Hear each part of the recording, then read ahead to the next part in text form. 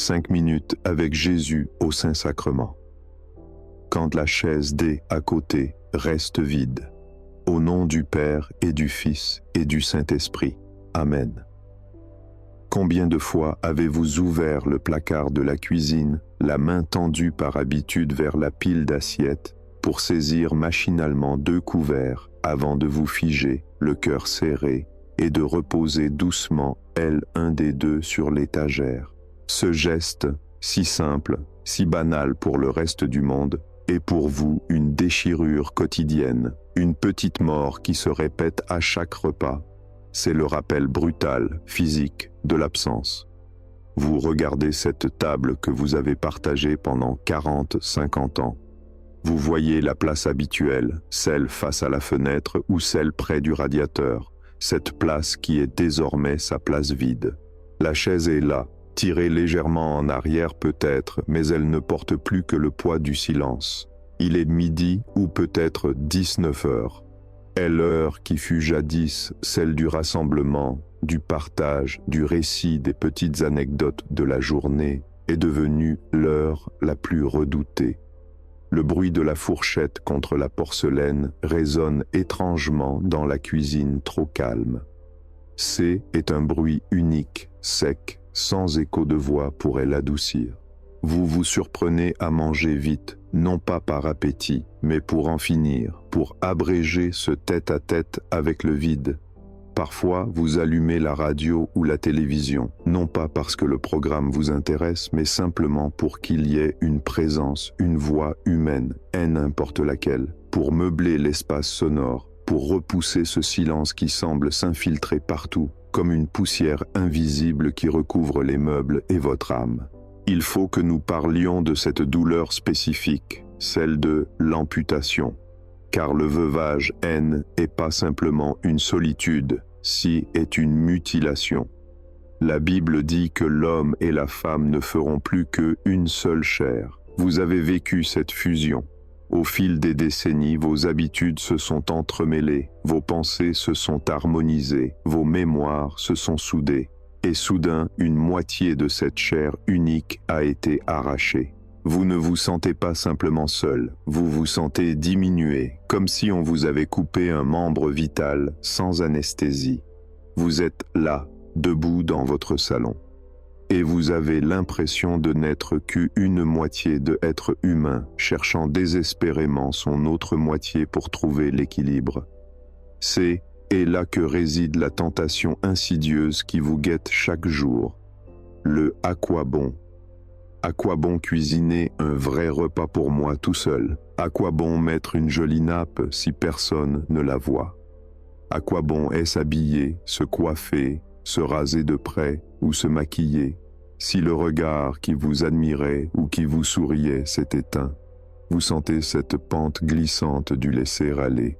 C'est tellement plus facile de grignoter un morceau de pain debout devant l'évier, de rester en robe de chambre jusqu'à midi, de laisser la poussière accumuler un peu plus longtemps. Après tout, qui s'en souciera?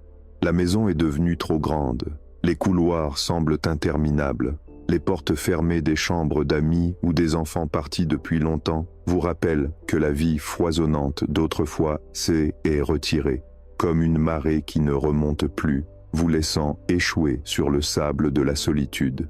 Et puis, il y a ce dialogue intérieur qui ne s'arrête jamais.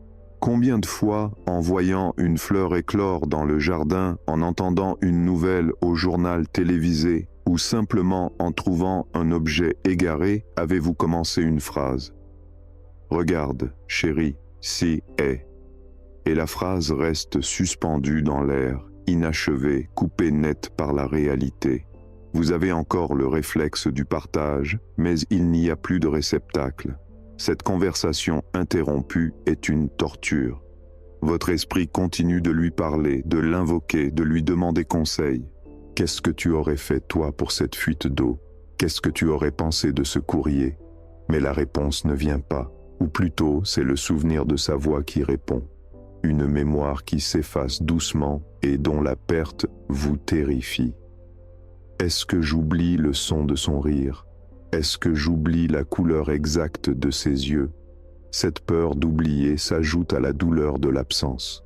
Vous vous sentez comme un oiseau à qui l'on a brisé une aile. Un oiseau est fait pour voler avec deux ailes, en équilibre. Avec une seule aile, il ne peut plus s'élever. Il bat l'air frénétiquement, il s'épuise, mais il ne fait que tourner en rond au sol, désorienté, vulnérable. Vous tournez en rond dans votre vie. Les journées se ressemblent toutes, grises, monotones, rythmées seulement par les nécessités biologiques et les quelques visites, parfois rares, qui vous apportent un réconfort éphémère, avant de vous replonger dans une solitude encore plus palpable une fois la porte refermée. Les gens vous disent « Il faut faire votre deuil, avec le temps, ça ira mieux, il est en paix maintenant ». Ces paroles, bien qu'intentionnées, glissent sur votre douleur sans la pénétrer, ou pire, elles vous irritent. Comment peuvent-ils comprendre que le temps efface pas l'amour? Comment peuvent-ils comprendre que faire son deuil n'est pas une tâche qu'on accomplit comme on fait le ménage pour ensuite passer à autre chose? Non, l'absence est une présence en creux. Elle est là, le matin au réveil, quand votre main cherche la chaleur d'un corps qui est plus là. Elle est là, le soir, quand vous verrouillez la porte d'entrée et que le bruit du verrou résonne comme une sentence d'enfermement pour la nuit. Vous ressentez peut-être aussi une forme de colère, une colère que vous n'osez pas toujours avouer, même à Dieu. Pourquoi moi? Pourquoi maintenant? Pourquoi suis-je celui qui reste? Il y a une culpabilité sourde à être le survivant. Pourquoi mon cœur continue-t-il de battre alors que le sien s'est arrêté? Il y a des moments où vous enviez celui qui est parti. Lui, il sait. Lui, il ne souffre plus de l'absence. Mais vous restez là, avec les formalités administratives, avec les papiers à trier, avec les vêtements qui portent encore son odeur et que vous n'arrivez pas à donner. Ouvrir l'armoire est une épreuve. Voir ses chemises, ses robes, ses chaussures alignées comme ils attendaient son retour. Et recevoir un coup de poignard en plein cœur. Cette souffrance est invisible aux yeux du monde. De l'extérieur, vous êtes digne, vous tenez bon, vous ne pleurez pas en public, vous dites « ça va, il faut bien ». Mais à l'intérieur, est une forteresse dévastée. Les murs tiennent encore, mais le feu a ravagé l'intérieur. Vous vous sentez exilé de votre propre vie, étranger dans votre propre histoire, et l'avenir vous semble être un brouillard effrayant, ou pire, une plaine désertique sans relief que vous devez traverser seul, pas après pas, jusqu'à la fin. La perspective de vivre encore 5 ans, 10 ans, 20 ans ainsi vous donne le vertige. Est une fatigue existentielle qui vous pèse sur les épaules bien plus lourdement que les années. Est la fatigue de devoir être je alors que vous aviez appris à être nous. Mais je suis ici pour vous dire que vous n'êtes pas seul dans cette cuisine silencieuse. Je suis ici pour briser ce cercle de solitude qui vous étouffe. Ne fermez pas votre cœur. Ne vous endurcissez pas dans votre chagrin comme une pierre au fond d'un puits. Il y a une présence ici, une présence qui ne craint pas votre tristesse, qui ne s'impatiente pas de vos larmes, qui ne regarde pas sa montre en espérant partir vite. Levez les yeux de cette assiette vide. Détournez votre regard de la chaise inoccupée. Regardez plus loin. Regardez plus haut. Visualisez l'ostensoir. Oui, là, maintenant, au milieu de votre cuisine, au milieu de votre salon, imaginez que le Saint-Sacrement est posé sur la table. Jésus est là. Lui qui a connu la perte de son père nourricier, Joseph. Lui qui a vu les larmes de sa mère veuve. Lui qui a pleuré devant le tombeau de son ami Lazare. Il ne vous regarde pas de haut avec une compassion distante. Il est assis à la table avec vous. Il connaît ce sentiment d'amputation. N'a-t-il pas été séparé de son père sur la croix lorsqu'il a crié « Pourquoi m'as-tu abandonné ?» Il connaît le goût salé de vos larmes qui tombent dans votre repas. Il connaît le froid de votre lit.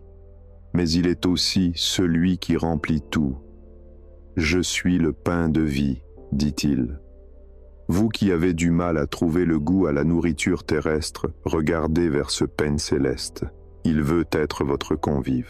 Il veut être votre compagnon. Il veut entrer dans ce silence effrayant pour le transformer en une conversation sacrée. Votre solitude n'est pas une punition. C'est un espace immense qui est ouvert, brutalement, douloureusement, certes. Mais est un espace.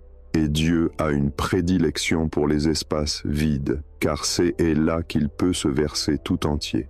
Tant que la maison était pleine, tant que le cœur était comblé par l'amour humain, il y avait moins de place pour cette intimité radicale avec le Créateur. Aujourd'hui, la coupe est brisée, mais c'est pour que le vin nouveau puisse y couler. Mais je sais, c'est dur à entendre. La chair réclame la chair. Le cœur réclame le visage aimé. La foi semble parfois une consolation bien abstraite face au vide concret du fauteuil dans le salon. Pourtant, si est le seul chemin.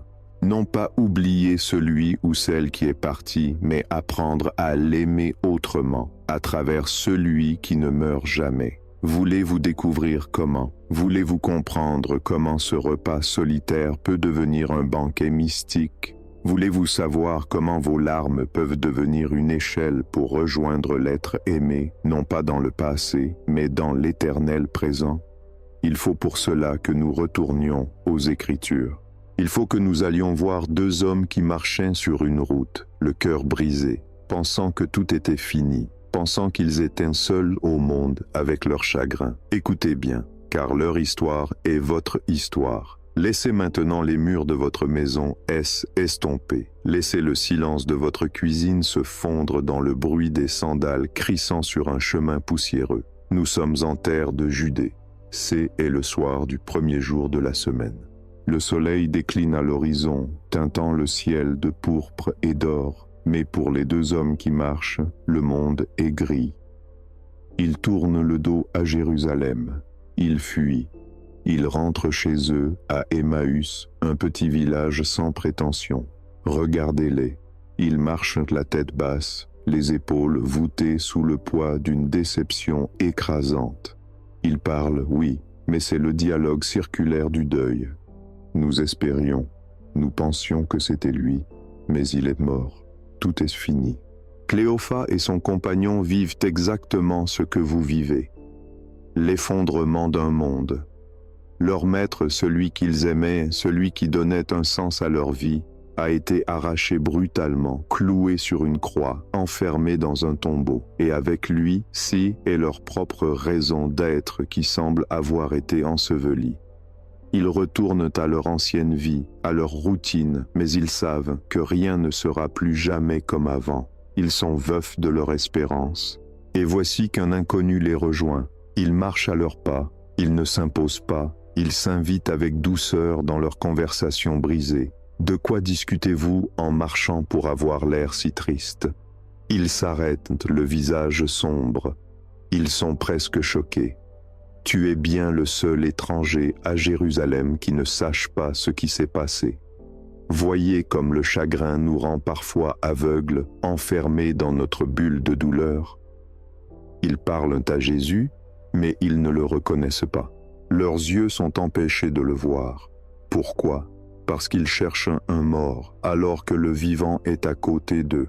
Ils regardent vers le passé, vers le vendredi du Golgotha, alors que l'éternité marche à leur côté sur la route poussiéreuse.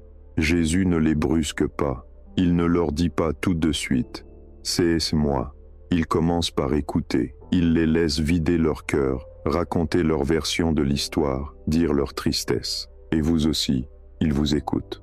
Quand vous parlez tout seul dans votre salon, quand vous pleurez sur votre oreiller, il est cet inconnu qui marche à votre rythme. Puis, il prend la parole. Il commence à leur ouvrir l'esprit. Il leur montre que la souffrance et la mort n'étaient pas un accident absurde, mais un passage nécessaire. Ne fallait-il pas que le Christ souffrit cela pour entrer dans sa gloire?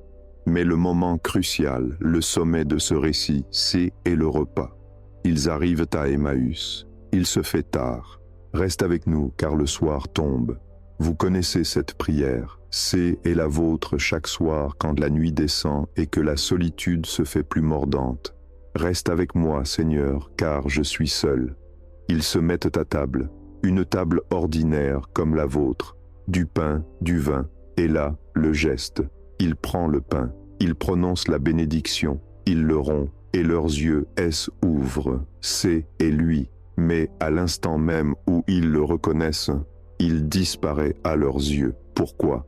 Est-ce une cruauté? Non, c'est une pédagogie sublime. Il disparaît de leur vue charnelle pour leur faire comprendre qu'il est désormais présent autrement, dans le pain rompu. Il n'est plus un convive assis sur une chaise qu'on peut toucher. Il est devenu la nourriture même. Il est passé de l'extérieur à l'intérieur.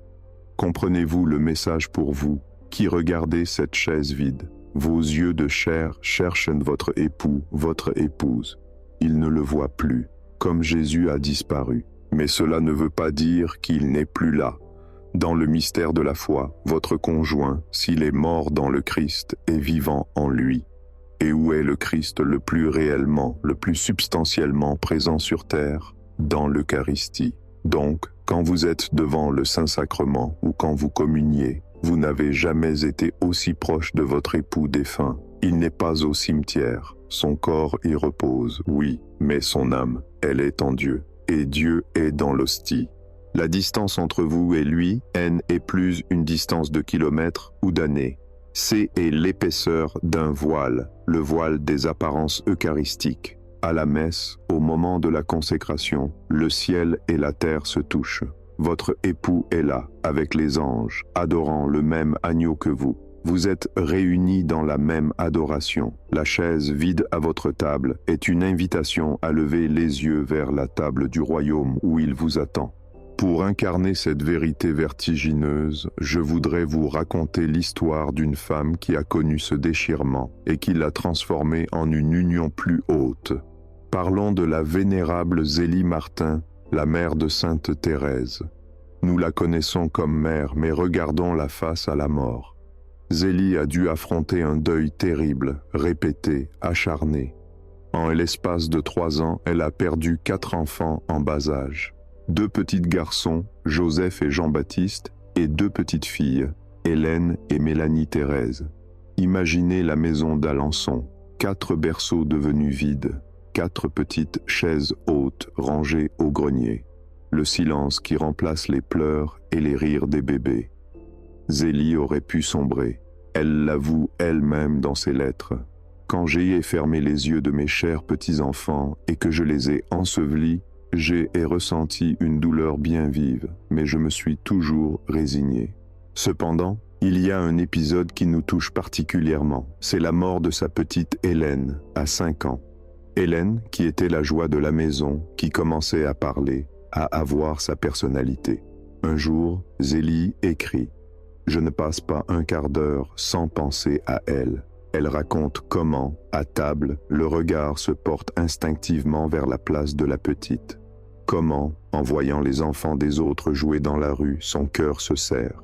Elle ressent ce vide physique, cette amputation maternelle. Mais Zélie ne reste pas fixée sur le vide. Elle a une intuition fulgurante de la communion des saints. Elle ne parle pas de ses enfants morts au passé, elle en parle au présent. Elle dit « J'ai 4 anges au ciel ». Elle leur parle, elle leur demande de prier pour les petits qui restent sur terre. Elle les intègre à la vie de famille, mais d'une manière nouvelle, invisible.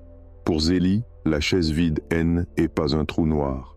C'est une fenêtre ouverte sur le ciel. Elle écrit à sa belle-sœur qui vient de perdre un enfant. Votre petite ne sont pas perdues pour vous. Elle voit vos peines, elle en est touchée et elle obtient de Dieu les grâces qu'il vous faut. Zélie vit une maternité mystique qui transcende la mort. Elle continue d'être mère, mais une mère qui éduque ses enfants pour l'éternité et qui se laisse aider par ceux qui y sont déjà. Et quand elle-même tombera malade du cancer du sein, sachant qu'elle va laisser Louis veuf avec 5 filles, elle ne désespère pas.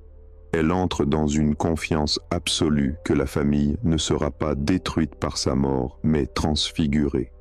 Elle sait que Louis, son époux, trouvera dans sa foi la force de continuer et qu'elle sera plus proche de lui, invisiblement présente, qu'elle ne l'a jamais été. Regardez, Zélie Martin. Elle vous dit aujourd'hui, ne regarde pas la terre qui a recouvert le cercueil. Regarde le ciel, ton époux, ton épouse est vivant. Il t'aime d'un amour purifié, débarrassé des lourdeurs de la terre, des petites disputes, des incompréhensions. Il t'attend, et en attendant, il prie pour toi. Ne le fais pas pleurer en te laissant mourir de chagrin. Vis, vis pour deux, aime pour deux, prie pour deux. C'est ici que nous touchons le cœur de votre nouvelle vocation. Oui, j'ai bien dit vocation. Le veuvage n'est pas une fin de vie, c'est un nouvel état de vie. Dans l'Église primitive, les veuves avaient un statut particulier, reconnu, honoré.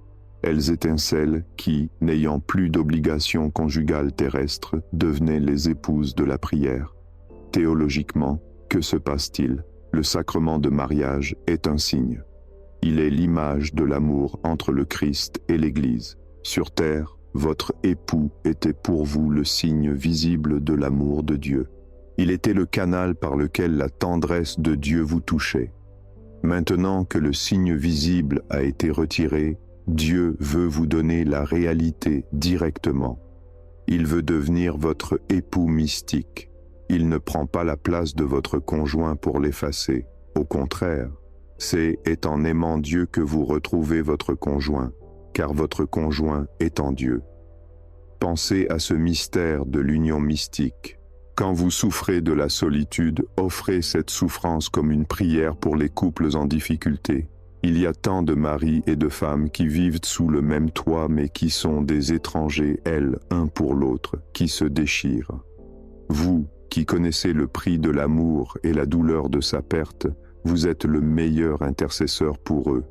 Votre solitude devient féconde. Chaque fois que vous dressez la table pour vous seul et que vous ressentez cette pointe au cœur, dites « Seigneur, j'offre cette solitude pour que les époux se réconcilient. J'offre ce silence pour qu'ils recommencent à se parler. » Soudain, votre cuisine n'est plus un lieu de tristesse stérile. Elle devient un laboratoire de grâce. Vous travaillez pour l'amour dans le monde, et le Christ est là, à la place vide. Invitez-le. Littéralement. Quand vous vous asseyez pour manger, faites ce geste de foi audacieux. Regardez la chaise vide et dites « Seigneur Jésus, assieds-toi ici. Sois mon hôte, sois mon compagnon. Vous ne verrez pas son visage, comme les disciples d'Emmaüs après la fraction du pain, mais vous saurez, votre cœur brûlera au-dedans de vous, car il a promis « Je ne vous laisserai pas orphelin. Il ne vous laissera pas veuf ou veuve dans l'abîme. Il comblera le vide par une présence d'une densité telle que, petit à petit, la douleur aiguë de l'absence se transformera en une douce mélancolie habitée, une paix profonde, une attente sereine des retrouvailles. L'Eucharistie est le lieu de ces retrouvailles anticipées. Elle, ostensoir devant vos yeux, n'est pas un objet, c'est le foyer. C'est la maison. C'est là que tout le monde est. Votre conjoint n'est pas perdu dans le néant. Il est caché dans la lumière de Dieu. Plus vous regardez l'hostie, plus vous regardez celui que vous avez perdu. Plus vous aimez Jésus, plus vous aimez celui qui est maintenant tout entier en Jésus. Alors, êtes-vous prêt à faire ce pas? Êtes-vous prêt à laisser le Christ entrer dans votre deuil pour le transfigurer? Êtes-vous prêt à lui demander de devenir l'époux de votre âme pour les années qui vous restent? Nous allons maintenant prier. Nous allons libérer tout ce qui pèse encore sur votre cœur. Les regrets, les non-dits, peut-être même les rancœurs secrètes d'avoir été abandonnés. Nous allons tout laver dans le sang de l'agneau pour que vous puissiez respirer à nouveau. Maintenant, nous allons entrer dans le sanctuaire de la délivrance.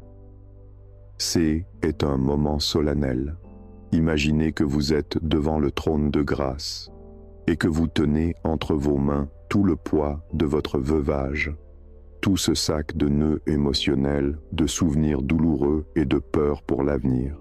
Vous n'allez pas le garder une seconde de plus. Vous allez le remettre, morceau par morceau, à celui qui est la résurrection et la vie. Répétez ces invocations avec votre cœur. Si une phrase vous touche plus qu'une autre, arrêtez-vous un instant dessus, pleurez s'il le faut, mais laissez-la sortir. Seigneur Jésus, époux de mon âme, aie pitié de moi. Christ Jésus, consolateur des affligés, aie pitié de moi. Seigneur Jésus, vainqueur de la mort, aie pitié de moi. De la douleur brutale de l'absence, délivre-moi, Seigneur. Du silence insupportable de la maison, délivre-moi, Seigneur. De la peur de rentrer chez moi le soir, délivre-moi, Seigneur. De l'angoisse des dimanches après-midi solitaires, délivre-moi, Seigneur. De la tristesse de voir sa place vide à table, délivre-moi, Seigneur. Du réflexe douloureux de chercher son visage, délivre-moi, Seigneur. De l'illusion d'entendre sa voix ou ses pas, délivre-moi, Seigneur. De la souffrance de ne plus être touché ni embrassé, délivre-moi, Seigneur. De la sensation d'être amputé d'une partie de moi-même, délivre-moi, Seigneur. De la tentation de me laisser aller et de ne plus prendre soin de moi, délivre-moi, Seigneur. De la tentation de croire que ma vie est finie, délivre-moi, Seigneur. De la tentation de enfermée dans mes souvenirs, délivre-moi, Seigneur. De la colère secrète d'avoir été laissé seul, délivre-moi, Seigneur. De la jalousie envers les couples qui vieillissent ensemble, délivre-moi, Seigneur. De l'amertume de voir les autres continuer à vivre comme si de rien n'était, délivre-moi, Seigneur. Du sentiment d'injustice face à la maladie ou à l'accident, délivre-moi, Seigneur. De la culpabilité de survivre à celle que j'aime, délivre-moi, Seigneur. De la culpabilité des moments de joie que je pourrais encore ressentir, délivre-moi, Seigneur. Des regrets pour les paroles dures que j'ai pu dire, guéris-moi, Seigneur. Des regrets pour les pardons que je n'ai pas donnés à temps, guéris-moi, Seigneur. Des regrets pour les gestes de tendresse que j'ai retenus, guéris-moi, Seigneur. Des regrets pour les impatiences et les égoïsmes passés, guéris-moi, Seigneur. De la peur d'oublier sa voix ou son visage, apaise-moi, Seigneur. De la peur de l'avenir sans lui, elle pour me soutenir, apaisez-moi, Seigneur. De la peur de la gestion matérielle et financière du foyer, apaise-moi, Seigneur. De la peur de tomber malade sans personne pour veiller sur moi, apaise-moi, Seigneur. De la peur de mourir seul, apaise-moi, Seigneur. Jésus, viens t'asseoir à ma table vide. Jésus, viens remplir le silence de ma chambre. Jésus, viens marcher avec moi dans mes promenades solitaires. Jésus, sois la main qui essuie mes larmes. Jésus, sois l'épaule sur laquelle je peux me reposer. Jésus, sois la force dans ma faiblesse. Jésus, sois la mémoire de mes souvenirs heureux. Jésus, sois le lien vivant entre moi et mon époux, épouse défunte. Pour que je pardonne à mon conjoint de être parti trop tôt, donne-moi ta grâce. Pour que je pardonne au médecin de avoir pas pu la sauver, donne-moi ta grâce. Pour que je pardonne à ceux qui me ont maladroitement consolé, donne-moi ta grâce. Pour que je pardonne à ceux qui ne viennent plus me voir, donne-moi ta grâce. Je te confie l'âme de mon époux, ma femme. Reçois-le là dans ta lumière. Je te confie tout ce qui est resté inachevé entre nous. Achève-le dans ton amour. Je te confie ses fautes et ses faiblesses. Purifie-le là par ton sang. Je te confie notre histoire, notre amour, nos épreuves. Sanctifie tout, Seigneur. Fais de moi une offrande pour les couples en difficulté. Fais de ma solitude une prière pour les familles divisées. Fais de mes larmes une pluie de grâce pour mes enfants et petits-enfants. Fais de mon veuvage un temps de fiançailles avec toi, Seigneur. Cœur de Jésus, tu es mon seul bien. Cœur de Jésus, tu es mon espérance. Cœur de Jésus, tu es ma résurrection. Quand je regarde l'hostie, donne-moi de voir ta gloire. Quand je communie, donne-moi de sentir la communion des saints. Quand je prie, donne-moi de savoir qu'il est le prie avec moi. Que l'Eucharistie soit le lieu de nos retrouvailles quotidiennes. Que la messe soit le pont entre mon cœur et le ciel. Agneau de Dieu qui enlève les péchés du monde, prends pitié de ma douleur. Agneau de Dieu qui enlève les péchés du monde, donne-moi ta paix. Agneau de Dieu qui enlève les péchés du monde, sois mon tout. Restez là un instant, respirez profondément. Sentez-vous ce poids qui est allégé. Vous avez nommé les choses, vous n'avez pas triché. Vous avez déposé votre fardeau de veuf ou de veuve sur l'autel. Et voyez, l'autel n'a pas cédé. Le Christ est fort, il porte tout. Maintenant que vous avez vidé votre cœur de son amertume, il est temps de le remplir d'une présence nouvelle. Il est temps de consacrer cet état de vie que vous n'avez pas choisi, mais que vous acceptez aujourd'hui de vivre en Dieu. Faites cette prière de consécration comme si vous passiez une alliance nouvelle. Non pas pour oublier l'ancienne, mais pour la porter à son accomplissement suprême.